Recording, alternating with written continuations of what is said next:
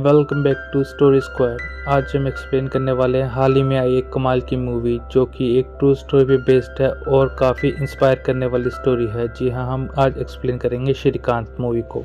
इसमें एक special child की लाइफ जर्नी के बारे में जिसको अपनी डिसेबिलिटी की वजह से और इंडिया के बैकग्राउंड एजुकेशन सिस्टम की वजह से बहुत प्रॉब्लम फेस करनी पड़ी थी, पर इस बंदे ने अपने दम पर फॉरेन कंट्री की 4 यूनिवर्सिटीज से स्कॉलरशिप गेन की थी। मूवी देखकर लगता है कि बंदा शार्प माइंडेड था तो अचीव कर लिया होगा, बट उन सब के साथ साथ शार्प माइंड के साथ काफ़ी कुछ सेक्रीफाइस करने की और हार्ड डिसिप्लिन की भी ज़रूरत होती है और तभी कुछ और अचीव हो पाता है। मूवी में यही पॉइंट मिसिंग है, वो स्ट्रगल, वो हार्ड वर्क नहीं दिखाया गया है जो कि मूवी को एक एक्स्ट्रा इमोशनल टच दे सकता था, जिसके कारण व्यूवर्स श्रीकांत को खुद से रिलेट कर पाते। पर इसमें सीधा श्रीकांत की विक्ट्री पर फोकस किया गया है। अब टाइम वेस्ट किए बिना हम मूवी स्टार्ट करते हैं। तो स्टार्टिंग में दिखाया गया है दामोदर अपने घर पर बैठा हुआ है और ये बहुत खुश है क्योंकि आज उसका घर बेटा हुआ है। इसका ड्रीम है कि इसका बेटा श्रीकांत बड़ा होकर इंडिया टीम के लिए क्रिकेट खेलेगा, पर फिर इसको पता चलता है कि श्रीकांत ब्लाइंड है। इसकी आगे आने वाली लाइफ बहुत डिफिकल्ट होने वाली है। आगे यह दूसरों पर ही बोझ बनेगा और सारे रिलेटिव और दोस्तों ने इसको एडवाइस किया कि श्रीकांत को गोड को वापस दे दे। दामोदर तो रेडी हो ही गया था श्रीकांत को जान से मारने के लिए, बट फिर श्रीकांत की मॉम ने दामोदर को मनाया कि श्रीकांत को पालेंगे। कुछ टाइम बाद श्रीकांत का छोटा भाई भी हुआ और अब इन्होंने स्कूल जाना स्टार्ट कर दिया। श्रीकांत बचपन से ही बहुत इंटेलिजेंट स्टूडेंट था।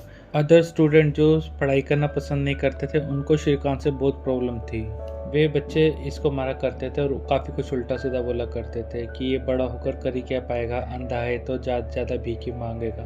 फिर टीचर ने दामोदर को एडवाइस किया कि यह श्रीकांत जैसे स्पेशल चाइल्ड को हैदराबाद के स्पेशल स्कूल भेजे। वहाँ ऐसे गॉड गिफ्टेड चाइल्ड के लिए इनकी अलग ही दुनिया है। दामोदर को कुछ खर्च नहीं करना पड़ेगा और श्रीकांत को वहाँ स्पेशल एजुकेशन मिल पाएगी, तो दामोदर ने श्रीकांत को वहाँ भेज दिया। यहाँ श्रीकांत को एक टीचर देविका ने बाकी बच्चों के साथ काफ़ी सपोर्ट किया। देविका स्पेशल चाइल्ड के लिए एक ट्रेन टीचर है। श्रीकांत के लिए देविका उसकी दूसरी माँ के जैसी थी। श्रीकांत यहाँ भी स्टडीज में काफ़ी अच्छा कर रहा था और हेड बॉय बन चुका था। फिर इनके स्कूल में एक फंक्शन हुआ और वहाँ पे ट्रस्टी भी आए होते। तब श्रीकांत ने अपने स्पीच में स्कूल के खाने को लेकर थोड़ी कंप्लेंट कर दी थी कि अथॉरिटी हाफ डोनेशन का पैसा तो खुद खा जाते हैं, तो श्रीकांत को यहाँ के स्कूल से निकाल दिया गया। अब उसके पास ना तो अपनी स्टिक थी और यह शहर अनजान शहर था। अब श्रीकांत रोड पर डॉग्स और गाड़ियों से खुद को बचाता हुआ यहाँ वहाँ घूम रहा था। फिर इसने अपने टीचर को बुला लिया। तब तक श्रीकांत को रोड पर एक कपल ने बेचारा समझकर भीख भी दे दी थी, पर इस बात से श्रीकांत पूरा टूट चुका था क्योंकि वो भिखारी नहीं बनना चाहता था। इसको बड़े होकर आम लोगों जैसे ही जॉब करनी थी। तब देविका ने डिसाइड किया कि वह श्रीकांत की गार्जियन बनेगी और इसको घर पे पढ़ाएगी, चाहे इसके लिए चाहे देविका को वो स्कूल ही क्यों ना छोड़ना पड़े। पर देविका ने श्रीकांत को स्कूलिंग तो नॉर्मल बच्चों के साथ कंप्लीट करा दी। श्रीकांत के 12th में 98% आए थे। अब साइंस साइड में इंडियन एजुकेशन सिस्टम के कॉलेज में विजुअली डिसेबल्ड बच्चों के लिए कोई सीट ही रिजर्व नहीं थी, इसलिए श्रीकांत को आर्ट्स ही मिल पाएगी, बट श्रीकांत साइंस ही पढ़ना चाहता था, इसलिए इंडियन एजुकेशन सिस्टम पर उसने केस कर दिया। बट अब लीगल प्रोसीजर में टाइम लगा, but at the end Srikanth की वजह से डिसेबल बच्चों के लिए साइंस हिस्ट्री में सीट रिजर्व हो गई। इसी बीच श्रीकांत को एपीजे अब्दुल कलाम सर के इनिशिएटिव लीड इंडिया मूवमेंट में पार्ट लेने का मौका मिला, जिसमें एपीजे अब्दुल कलाम सर ने स्टूडेंट से मिलकर उनके ड्रीम्स के बारे में पूछा। यहाँ पर श्रीकांत ने अपना ड्रीम इंडिया का first visually challenge prime minister बनना बताया। बाकी स्टूडेंट ने तो श्रीकांत का मजाक बनाया, बट अब्दुल कलाम सर को श्रीकांत में बाकी स्टूडेंटों से अलग स्पार्क दिखा। उन्होंने श्रीकांत को उसके फ्यूचर के लिए बेस्ट विशेस भी दी। फिर श्रीकांत अपने कॉलेज में भी टॉप करता है और अपनी सक्सेस का क्रेडिट अपनी गार्जियन देविका मैडम को देता है। और अब श्रीकांत को आईआईटी में पढ़ना था, बट अगेन वही प्रॉब्लम। इसके लिए अगेन श्रीकांत को सिस्टम से फाइट करना पड़ेगा और अगर यह फाइट ही करता रहेगा तो पढ़ेगा कब। इसलिए उसने अदर कंट्रीज में फर्दर स्टडीज के लिए अप्लाई कर दिया। इसी बीच श्रीकांत ने इंडियन क्रिकेट टीम के लिए भी खेलना स्टार्ट किया था और यह उसमें भी बेस्ट था। उसके इंडियन टीम की जर्सी मिल भी गई थी और अब इसके फादर दामोदर का ड्रीम भी पूरा हो जाता, बट इसकी स्पेशल एबिलिटी की वजह से फॉर अदर कंट्रीज की यूनिवर्सिटी से स्कॉलरशिप ऑफर हो गई।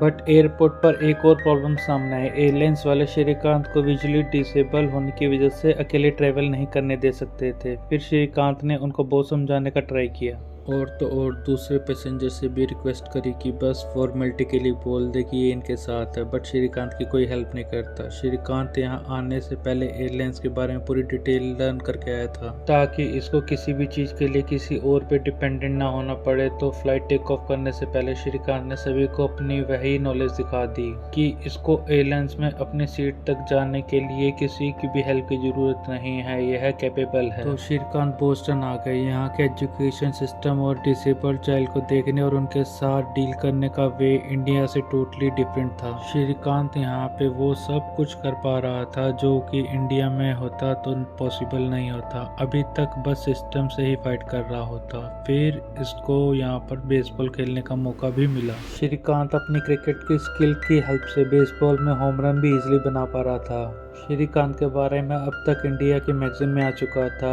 और यहाँ पे हैदराबाद में स्वाति श्रीकांत को फॉलो कर रही थी।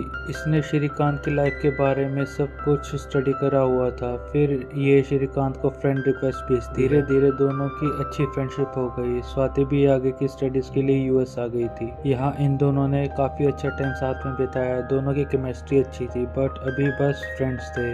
अब देविका श्रीकांत को इंडिया बुलाना चाहती है, बट श्रीकांत को तो यहीं पे अपना करियर बनाना है। इंडिया में इसके लिए कुछ अचीव कर पाना बहुत हार्ड होगा। जबकि यहाँ पर श्रीकांत नॉर्मल लोगों के जैसे ही जी पा रहा है, बट फिर स्वाति ने इसको समझाया कि इंडिया में चेंज की जरूरत है और वो चेंज श्रीकांत जैसे लोग ही ला सकते हैं। श्रीकांत की वजह से ऑलरेडी इंडियन एजुकेशन सिस्टम में बहुत चेंजेस आ गए थे और अगर ये वापस इंडिया गया तो वहाँ के लोगों के लिए इंस्पिरेशन बन जाएगा और फिर ये और भी चेंजेस ला पाएगा। अगर नहीं गया तो अमेरिका इंडिया से जीत जाएगा। अब श्रीकांत इंडिया वापस आ गया। यहाँ पर उसने देविका के साथ मिलकर और विजुअली डिसेबल्ड बच्चों को कंप्यूटर कोर्स कराना स्टार्ट कर दिया ताकि वे लोग भी इंडिपेंडेंट बन पाए। बट 6 मंथ के बाद जब स्टूडेंट्स को जॉब दिलवाने की बारी आती तो कोई भी उनकी एबिलिटी पर ट्रस्ट नहीं करता था और ना ही उनको जॉब दे पा रहा था। अब श्रीकांत ने एक विजन बनाया कि ये खुद ही इन जैसे लोगों के लिए जॉब क्रिएट करेगा। मतलब श्रीकांत रिसाइकल पैकिंग पेपर्स बनाने की फैक्ट्री बनाएगा और वहाँ ऐसे ही डिसेबल्ड लोगों को जॉब देगा। इस ड्रीम को पूरा करने के लिए श्रीकांत कई इन्वेस्टर के पास गया, बट कोई भी श्रीकांत के डिसेबल होने की वजह से इस पर ट्रस्ट नहीं करता था। और तो और कुछ लोगों ने श्रीकांत की इंसल्ट भी करी।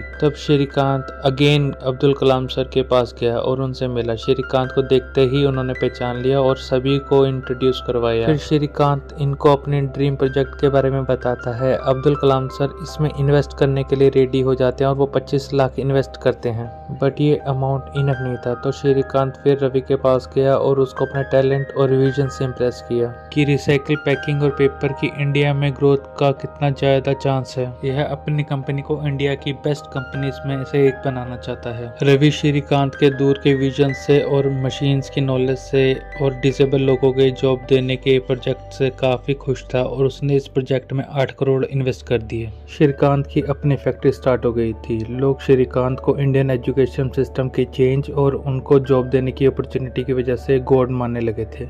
श्रीकांत को लाइफ में फुल हीरो वाली फीलिंग आ रही थी। फिर जब कंपनी को 1 ईयर कंप्लीट हुआ और कंपनी ग्रो भी कर रही थी तो मीडिया ने इसका सारा क्रेडिट रवि को दे दिया कि रवि ने श्रीकांत की हेल्प की, वरना तो श्रीकांत धक्के ही खाता रहता। अब तक यह बात श्रीकांत को हट कर गई थी। अब इसको अपना विजन, अपने हार्डवर्क और अपने टैलेंट का क्रेडिट चाहिए था। अब श्रीकांत चाहे तो रवि जैसे और भी इन्वेस्टर ला सकता है, बट अब श्रीकांत यह भूल गया था कि रवि ने उस पर तब ट्रस्ट करा था जब कोई उस पर ट्रस्ट नहीं कर रहा था। अब श्रीकांत ने बिजनेसमैन का अवार्ड जीतने के लिए कंपनी के लिए और ज्यादा लोन ले लिया और तो और पॉलिटिक्स में भी जाने का प्लान बना लिया कि किसी भी काम के लिए इनको पॉलिटिकल सपोर्ट मिले और आगे फाइट न करनी पड़े। रेड्डी ने श्रीकांत के अंधे होने और इतने लोगों को जॉब देने के अच्छे वर्क का फायदा अपनी पार्टी को दिलाने के लिए श्रीकांत को अपनी पार्टी से सीट ऑफर कर दी। श्रीकांत को लगा कि रेड्डी ने श्रीकांत के टैलेंट की वजह से इसे सीट ऑफर की है, पर कहीं न कहीं श्रीकांत जानता था कि ये अपनी डिसेबिलिटी की फायदा उठाकर शॉर्टकट लेकर ऊपर जा रहा है, ना कि हार्डवर्क से। अब तक श्रीकांत ने अपने ईगो के चक्कर में रवि और स्वाति को भी काफी हर्ट कर दिया था। फिर देविका ने इसको समझाया। इसने तो श्रीकांत को कभी अंधा नहीं समझा था, पर रेड्डी ने श्रीकांत को अंधा जरूर बना दिया है। यह है वो